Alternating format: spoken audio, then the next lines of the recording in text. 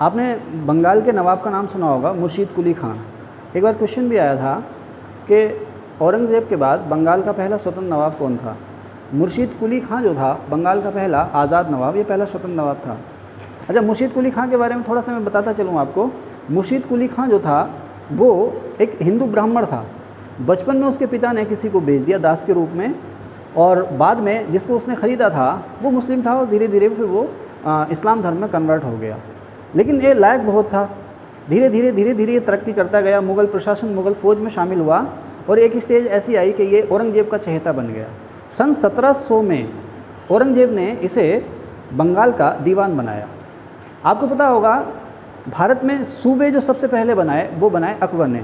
सूबों से पहले इक्ते हुआ करते थे, बीच में इसके लिए एक सरकार शब्द भी आया था जो शेरशाह सूरी ने बनाए थे। स्पष्ट रूप से सूबा जो शब्द आया वो बादशाह अकबर के समय में आया। धीरे धीरे आज जो है सूबे को हम कहते हैं राज्य। पुराने लोगों को आज देखेंगे तो वो भी कहेंगे आप किस सूबे से, बंगाल सूबे से, बिहार या यूपी या उत्तराखंड सूबे से। खैर, तो जो उस समय का बंगाल सूबा था उसमें बंगाल, बिहार, उड़ीसा ये सभी शामिल थे। और औरंगज़ेब पहला ऐसा मुग़ल था जिसने पूरे बंगाल को अच्छे से कंट्रोल किया था। सन 1700 में औरंगज़ेब ने मुर्शीद कुली खां को बंगाल का दीवान बनाया था। अब यहाँ पर एक चीज़ जो न्यू स्टूडेंट्स हैं, जो लोग नहीं जानते हैं कि दीवान क्या होता है, सूबेदार क्या होता है, मीर बख्शी क्या होता है, या प्रधानमंत्री क्या होता है, उनको मैं जल्दी से बताता चलूँ। आज जो आप प्रधानमंत्री कहते हैं तो प्रधानमंत्री या वज़ीर पहले भी अपॉइंट होते थे। ये राजा के एक तरह से चीफ एडवाइज़र हुआ करते थे। आज का जो रक्षा मंत्री है, मुग़लों के समय में इसे मीर बख्शी कहा करते थे। मीर बख्शी आज का जो रक्षा मंत्री है, मुग़लों के समय में इसे मीर बख्शी कहा करते थे। और जो आज का गवर्नर या राज्यपाल है उसे उस ज़माने में सूबेदार कहा करते थे। तो आज हम देखते हैं गवर्नर के पास जो हैं, जो एक्चुअल पावर्स वो बहुत कम होती हैं, लेकिन उस दौर में मेडिवल एज में किसी भी सूबे का जो सूबेदार होता था वो उसका सर्वे सर्वा होता था। सूबे की पुलिस और फौज या कानून व्यवस्था जो थी वो सारी की सारी सूबेदार के हाथ में होती थी। आज जिसे आप वित्त मंत्री कहते हैं, उस दौर में वो दीवान कहलाता था। सुने ना, जिसे आज आप वित्त मंत्री कहते हैं उस दौर में दीवान कहलाता था। तो दीवान का काम होता था सूबे में रेवेन्यू की देखभाल करना, टैक्स लगाना, टैक्स वसूलने का सुपरविजन करना, और सूबेदार का काम होता था सूबे का शासन प्रशासन चलाना। अब औरंगज़ेब ने सन 1700 में बंगाल सूबा जो है उसका दीवान बनाया मुर्शीद कुली खां को। उसे उसकी काबिलियत और जो ईमानदारी थी उस पर पूरा भरोसा था। औरंगज़ेब का एक पोता था, पोता समझते हैं ना, बेटे का जो बेटा होता है उसे पोता या पौत्र कहते हैं। औरंगज़ेब का पोता था अजीमुश शान, थोड़ा सा लंबा नाम है, दोबारा दोहरा दूँ, अजीमुश शान। अजीमुश शान जो था औरंगज़ेब के समय में बंगाल का सूबेदार था। अच्छा, मुग़लों के समय में बंगाल जो था सबसे ज़्यादा इनकम देने वाला सूबा था। वजह क्या थी? खेतीबाड़ी तो होती थी, इसके अलावा बंगाल के बंदरगाहों से व्यापार भी खूब होता था, तो अच्छी खासी इनकम होती थी बंगाल सूबे से। तो बंगाल सूबे से रेवेन्यू बेहतर ढंग से कलेक्ट होता रहे और वो रेवेन्यू सारा का सारा सेंटर को भी पहुंचता रहे, इसके लिए किसी ईमानदार और लायक आदमी की ज़रूरत थी। इसके लिए मुर्शीद कुली खां को औरंगज़ेब ने दीवान बनाया। लेकिन जो सूबेदार था अजीमुश शान, जो कि औरंगज़ेब का पोता था, इन दोनों में आपस में बनती नहीं थी। खैर, आपको पता होगा सन 1707 में औरंगज़ेब की डेथ हुई।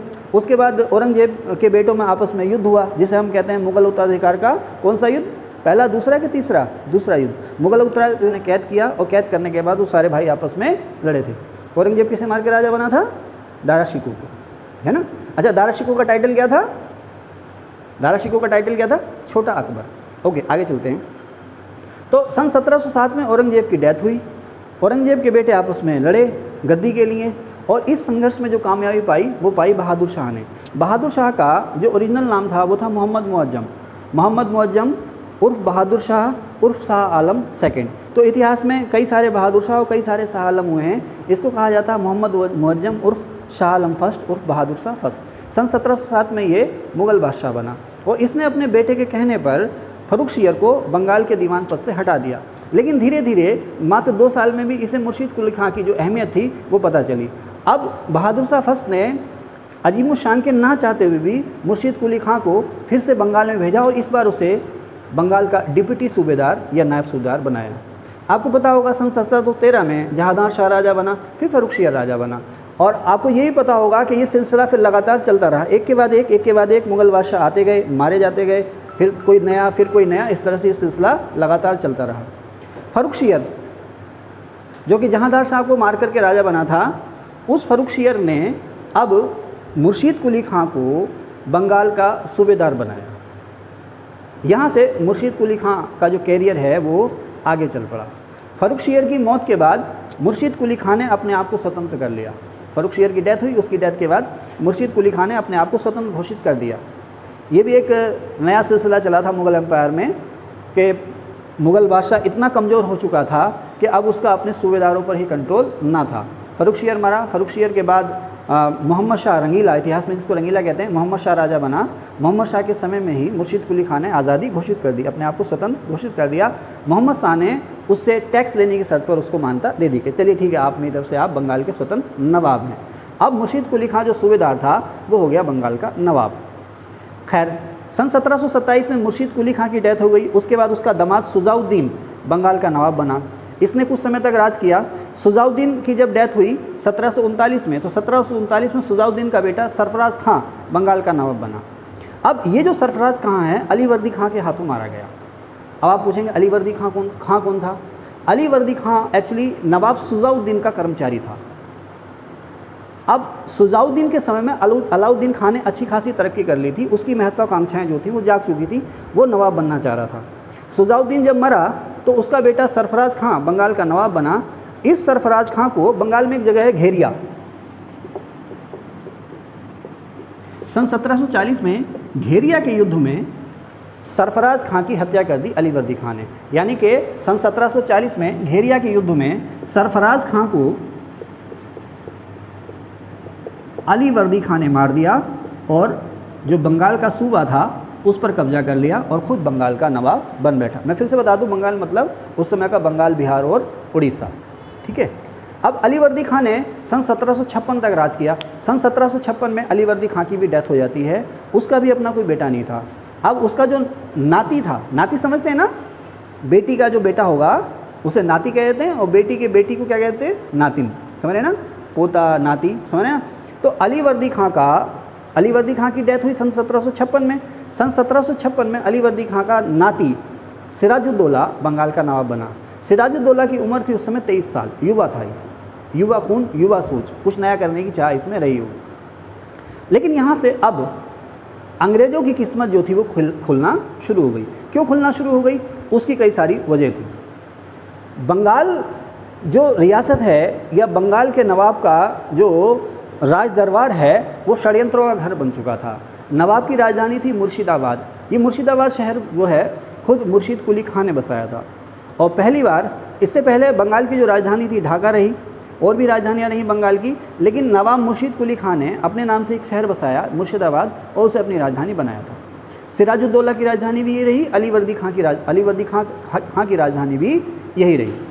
सन 1756 में जब सिराजुद्दौला नवाब बना तो इसे अब साजिशों का सामना करना पड़ा। 23 साल का युवा था ये। अब इसे अपनी इसके अपने रिश्तेदारों से, अपने दरबारियों से और उस समय के जो धनी सेठ थे उनकी साजिशों का सामना करना पड़ा। इसकी एक मौसी थी, मौसी समझते हैं ना, इसकी मौसी थी, उसका नाम था घसीटी बेगम। काफ़ी रिच वूमेन थी ये। अब नवाब खानदान से तो थी, इसके अलावा ये कारोबार भी करती थी, बहुत सारी जागीर थी इसके पास, काफ़ी पैसा था इसके पास। ये इतनी एम्बिशियस थी, ये चाहती थी कि नवाब वो बने जो इसकी कठपुतली हो। ये अपना कोई पपेट नवाब चाहती थी। खैर, घसीटी बेगम की अपनी महत्वाकांक्षा कि कोई ऐसा नवाब बने जो इसके इशारों पर नाचे। इसी दौरान में बिहार में एक जगह है पूर्णिया, बिहार में या बंगाल में, देख लीजिएगा आप लोग, बिहार में या बंगाल में एक रियासत है पूर्णिया। पूर्णिया का नवाब था शौकत जंग। शौकत जंग खुद चाहता था कि सारे बंगाल, बिहार, उड़ीसा का नवाब वो बन जाए।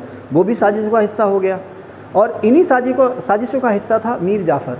मीर जाफ़र जो था अलीवर्दी खां का बहनोई था। बहनोई समझते हैं ना, जीजा। मीर जाफ़र जो था अलीवर्दी खां का बहनोई था और उसका चीफ कमांडर भी था। तो बाद में ये नवाब सिराजुद्दौला का भी सेनापति या चीफ कमांडर हुआ। इसकी भी नज़र नवाब पद पर पाने की थी, इसकी भी लालसा थी नवाब बनने की। खैर, सिलसिला चलता रहा।